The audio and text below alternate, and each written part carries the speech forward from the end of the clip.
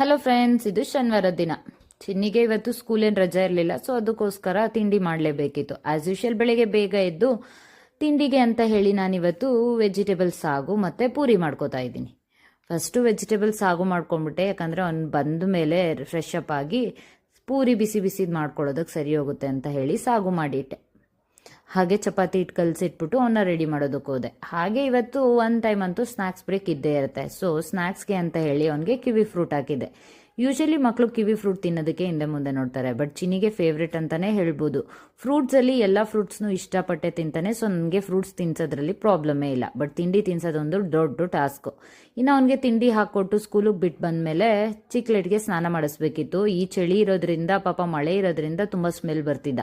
So ಅದಕ್ಕೆ ಅಂತ ಹೇಳಿ ಅದಕ್ಕೆ ನೀಟಾಗಿ ಸ್ನಾನ ಮಾಡಿಸಿ ಡ್ರೈ ಮಾಡಿದೆ. ಹಾಗೆ ಒಂದು ಜೊತೆ ಸ್ವಲ್ಪ ಟೈಮ್ ಕೂಡ ಸ್ಪೆಂಡ್ ಮಾಡಿದೆ. ಆಮೇಲೆ ಇವತ್ತು ಚಿನ್ನಿಗೆ ಹೈ ಟೆಸ್ಟ್ ಇತ್ತು.